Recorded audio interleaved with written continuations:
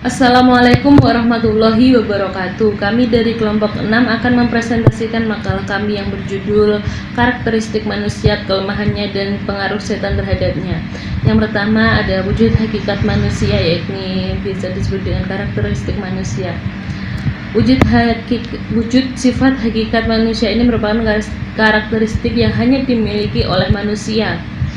Menurut Umar Tirta Raharja dan Rasulullah mengatakan di antara wujud sifat hakikat manusia ialah sebagai berikut. Yang pertama ada kemampuan menyadari diri. Melalui kemampuan ini manusia betul-betul mampu menyadari bahwa dirinya memiliki ciri yang khas atau karakteristik diri. Yang kedua, kemampuan bereksistensi.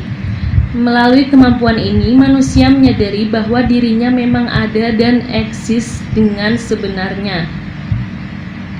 Yang ketiga, pemilikan kata hati. Yang dimaksud dengan kata hati di sini ialah hati nurani, kata hati yang akan melahirkan kemampuan untuk membedakan kebaikan dan keburukan. Yang keempat ada moral dan aturan moral, sering disebut juga dengan etika, yang merupakan perbuatan yang merupakan wujud dari kata hati. Namun, untuk mewujudkan kata hati dengan perbuatan dibutuhkan kemauan. Yang kelima ada kemampuan untuk bertanggung jawab. Karakteristik manusia yang lainnya ialah memiliki rasa tanggung jawab, baik itu tanggung jawab kepada Tuhan, masyarakat maupun dirinya sendiri. Yang keenam ada rasa kebebasan atau kemerdekaan. Kebebasan yang dimaksud di sini ialah rasa bebas yang harus sesuai dengan kodrat manusia. Artinya harus ada aturan-aturan yang tetap mengikat sehingga kebebasan ini tidak mengusik rasa kebebasan manusia lainnya. Yang ketujuh ada kesediaan melaksanakan kewajiban dan menyadari hak. Idealnya ada hak, ada kewajiban. Hak baru dapat diperoleh setelah memenuhi kewajiban, bukannya sebaliknya. Yang kedelapan yakni kemampuan menghayati kebahagiaan. Kebahagiaan bisa diartikan sebagai kumpulan dari rasa gembira, senang, nikmat yang dialami oleh manusia. Secara umum orang berpendapat bahwa kebahagiaan itu lebih pada rasa bukan pada pikiran. Padahal tidak selamanya demikian, karena selain perasaan, aspek-aspek kepribadian lainnya, akal pikiran juga mempengaruhi kebahagiaan seseorang. Misalnya orang yang sedang mengalami stres tidak dapat menghayati kebahagiaan secara utuh.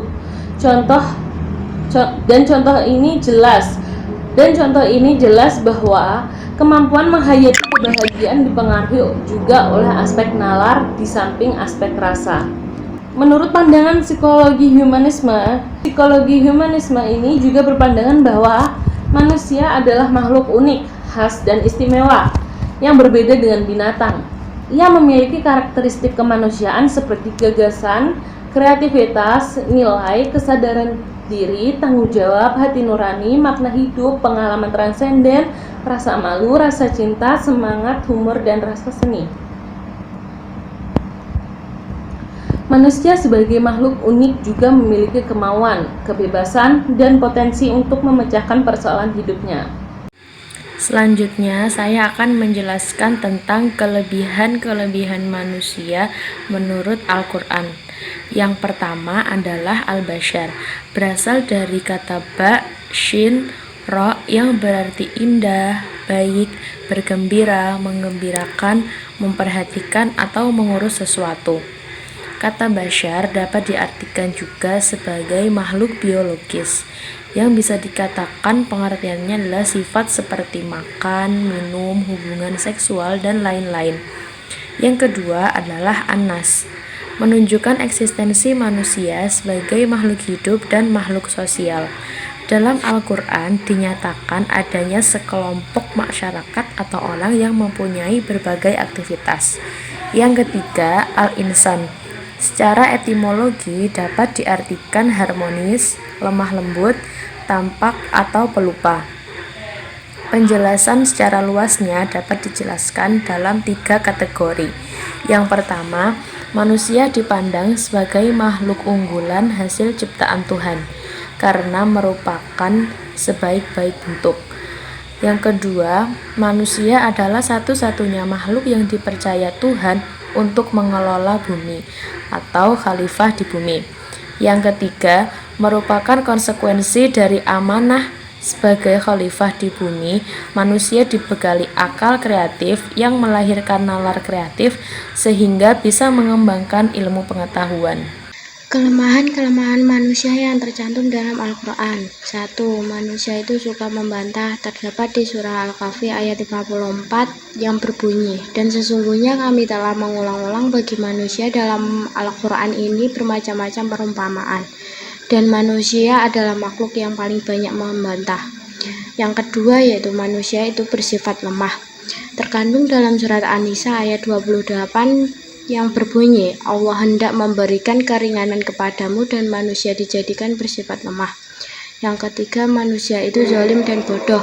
Terkandung dalam surat Al-Ahzab ayat 72 yang berbunyi, sesungguhnya kami telah mengemukakan amanat kepada langit, bumi, dan gunung-gunung. Maka semuanya enggan untuk memikul amanat itu, dan mereka khawatir akan mengkhianatinya, dan dipikul amanat itu oleh manusia. Sesungguhnya manusia itu amat zalim dan amat bodoh. Yang keempat, manusia itu senang bermaksiat. Terkandung dalam surat Al-Qiyamah ayat 5 yang berbunyi, bahkan manusia itu hendak bermaksiat terus-menerus. Yang kelima yaitu manusia itu mencintai kehidupan kehidupan dunia yang terkandung dalam surat Al-Qiyamah ayat 20 yang berbunyi, sekali-kali janganlah demikian, sebenarnya kamu, hai manusia, mencintai kehidupan dunia. Yang keenam, manusia itu suka melampaui batas yang terkandung dalam surat Al-Alaq ayat 6 yang berbunyi, ketahuilah sesungguhnya manusia benar-benar melampaui batas. Yang ketujuh, manusia itu kadang malas berbuat baik yang terkandung dalam surat Al-Ma'arij ayat 21 yang berbunyi, dan apabila ia mendapat kebaikan, ia amat kikir. Yang kedelapan, manusia senang berkeluh kesah dan gelisah.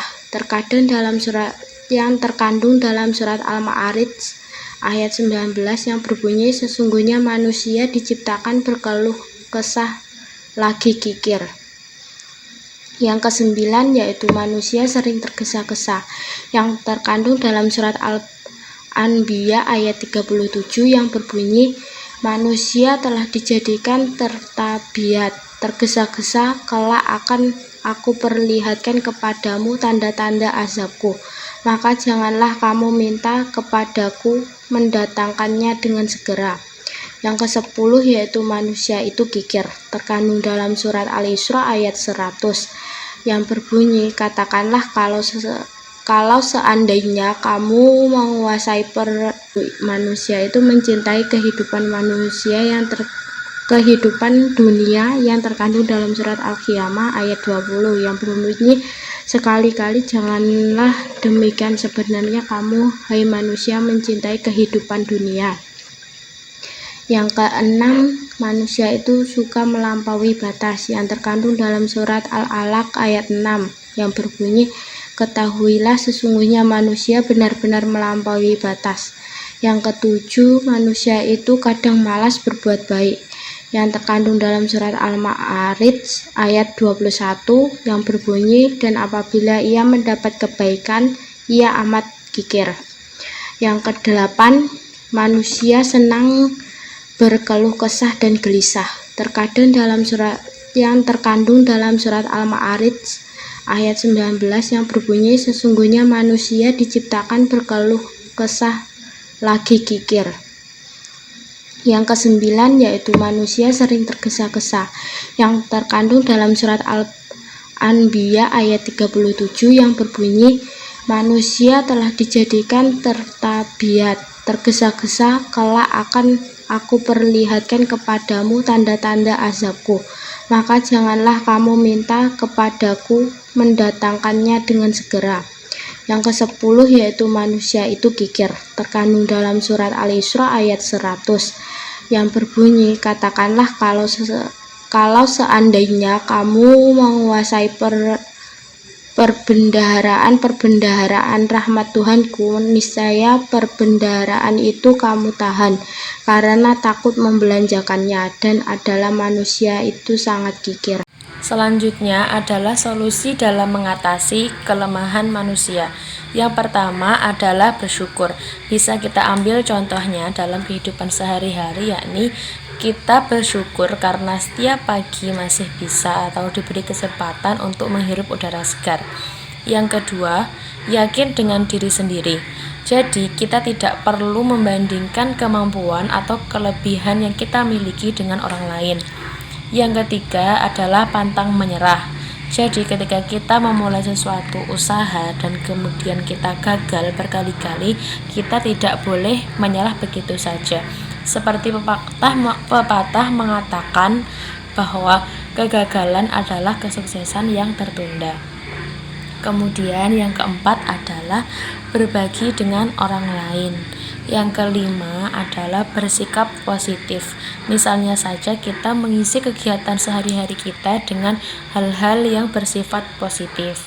Yang terakhir yakni hadapi rasa takut. Nah, langkah untuk menerima kekurangan diri sendiri adalah bisa memulai menghadapi rasa takut yang ada pada diri kita sendiri.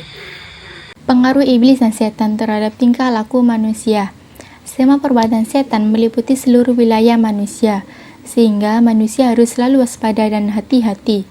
Begitu lengah, manusia dapat masuk ke dalam perangkap setan. Misi utama iblis adalah menyesatkan manusia.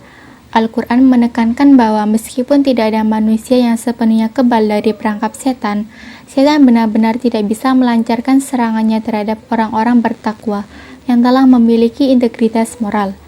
Tipu daya setan sendiri sebetulnya tidaklah kuat, hanya kelemahan, kerapuhan moral, dan kelengahan manusia yang membuat setan tampak sangat kuat. Mula-mula, setan menolak bersujud menghormat kepada Adam lantaran keangkuhannya, karena ia merasa lebih tinggi derajatnya daripada Adam. Setelah Allah melaknatnya lantaran keangkuhannya, mereka menjadi putus asa dan kehilangan harapan. Keputusasaan yang memuncak itu dilampiaskan oleh setan berupa menjerumuskan manusia. Bukanlah setan yang kuat, tetapi kegagalan manusia dalam menunjukkan kekuatannya melawan rayuan setan itulah yang menjadi ancaman nyata bagi manusia. Hiasan duniawi ini bagi manusia menyentuh hati dan pikirannya, sehingga ia tersesat dalam kepentingan jangka pendek dan lupa akan akhirat, yaitu akhir yang sesungguhnya yang berjangka panjang dan penuh konsekuensi serta menjadi tujuan penting. Hal inilah yang sebenarnya dieksploitasi oleh setan. Manusia harus secara sadar menyadarkan diri kepada Allah dalam rangka memperkuat dan membangun potensi kebaikan yang inheren di dalam dirinya. Lantaran, setan menggunakan tipu daya yang licik dan melepaskan diri dari tanggung jawab karena usaha setan yang putus asa tersebut bersifat kontraproduktif. Manusia sering diseru oleh Al-Quran untuk tidak mengikuti langkah-langkah setan, karena langkah-langkah tersebut membawa manusia ke arah kerusakan diri sendiri. Setan adalah musuh yang nyata bagi manusia, karena itu langkah-langkah setan tersebut meliputi segala jenis kejahatan yang dilakukan oleh manusia, entah itu berupa kemubaziran, korupsi, perang, atau kejahatan lainnya.